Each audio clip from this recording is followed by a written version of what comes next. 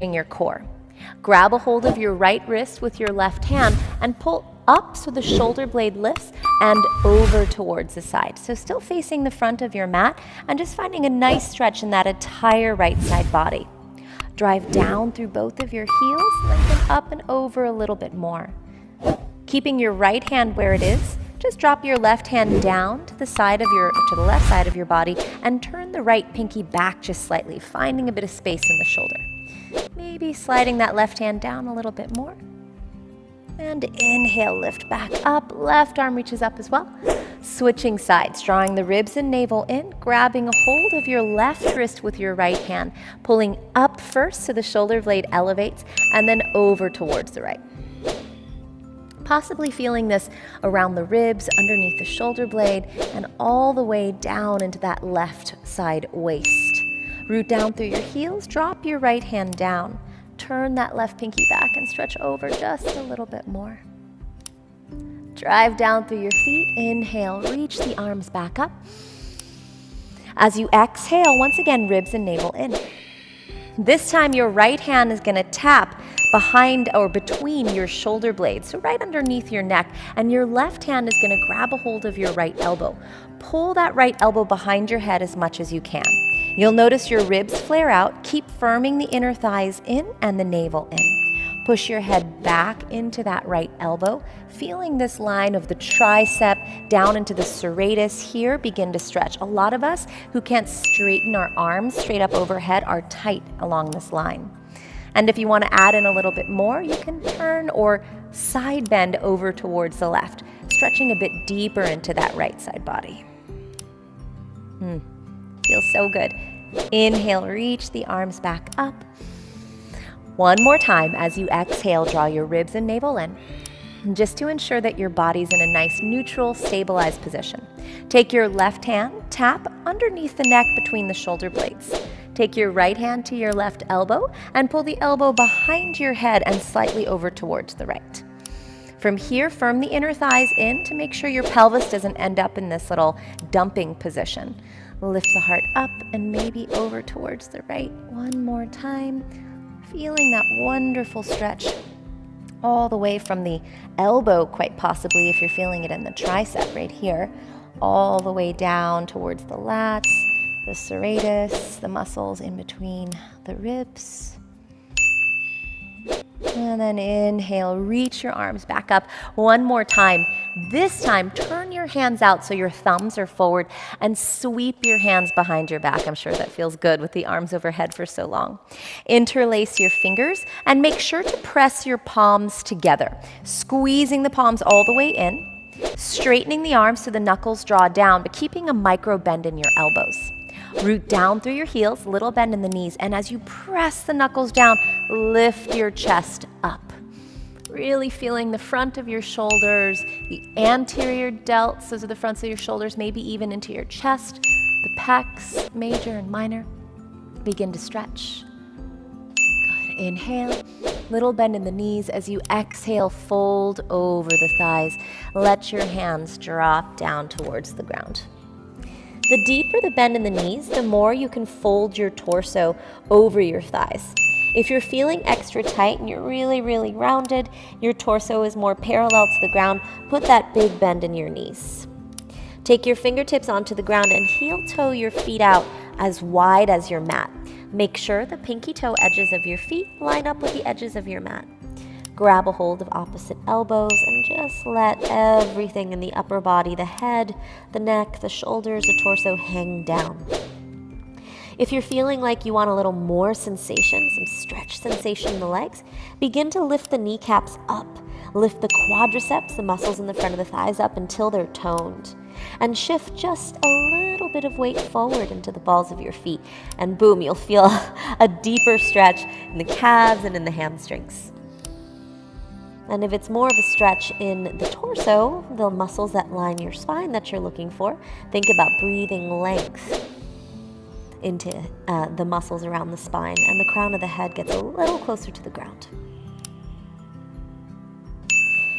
Then from here, Take your fingertips underneath your shoulders. Inhale to a flat back. If you can't reach the ground in this flat back, put a bend in your knees and heel toe your feet back to hips distance. If that's too narrow, you can just be a little bit wider than hips distance. And then fold once again, grabbing a hold of opposite elbows. And now maybe feeling the stretch a little bit more in the belly of your hamstring muscles.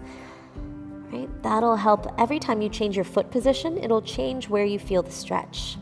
And in this variation, you can sway your torso from side to side.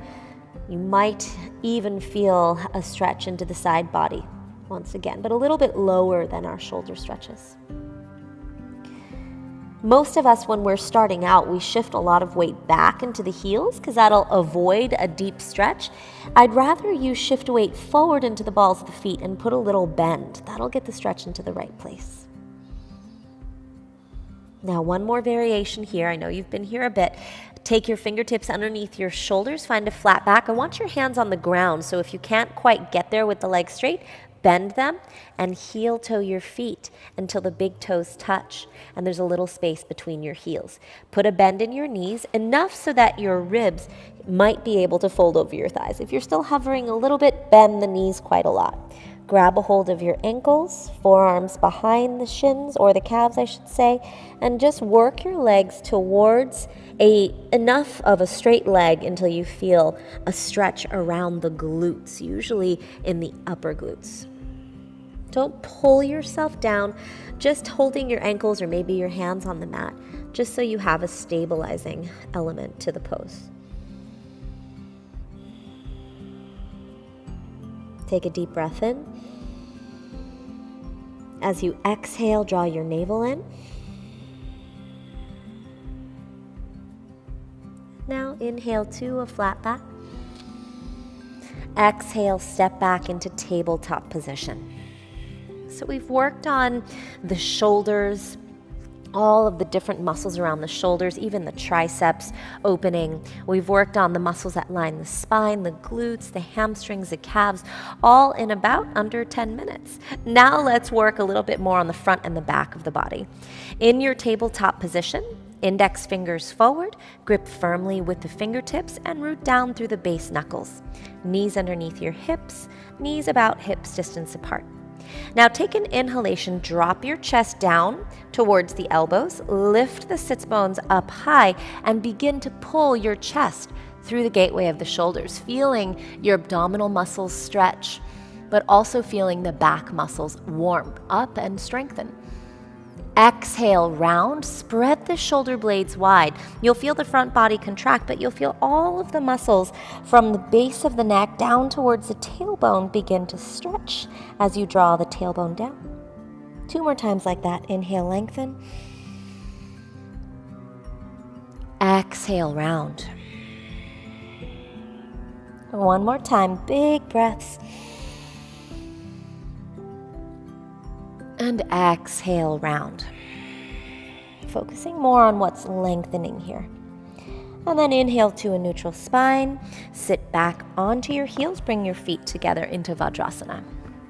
One part of our body that we don't really think about finding flexibility in is our wrists and our forearms. But it's so important for us yogis because we're always in wrist extension. So we use this position of our wrists all of the time. There's only one pose, which is called Padahastasana, when you step on your hands that you're actually going into wrist flexion. So letting you know, especially as a beginner, that it's important to balance out the other direction. In turn, finding flexibility in the front of the hand and the front of your forearms, your wrist extensors, okay? So make a fist with your right hand, send it out in front of you, and begin to flex at the wrist. That means you're pulling it in. So not this way, but this way. Then take the palm of your left hand into the back of your right hand and continue to keep a fist as you press forward and straight. So you're trying to flex, like flexing your bicep, flex your right wrist as much as possible. And you should feel the front of the hand, all those muscles open up. You should feel the extensors in the front of your forearm. It feels really nice. Inhale. And exhale, release. Just making circles one way and then the other way. And we'll do the other side. Making a fist with your left hand, flex the fist, like you're flexing your bicep, and place the front of your left hand into the palm of your right hand. Then press forward so both of your arms straighten, and using your right hand to try to flex the wrist even further, all the while keeping that fist. And if you're wanting even more sensation, you can actually use your hand to make that index finger push in a little bit more. Ooh, that's intense. Take a big breath in. Let it go. Open the hand, or release it, I should say. Keep the fist. Make circles one way. I have Griff behind the camera here doing the same thing. The other way. Everybody needs some wrist work.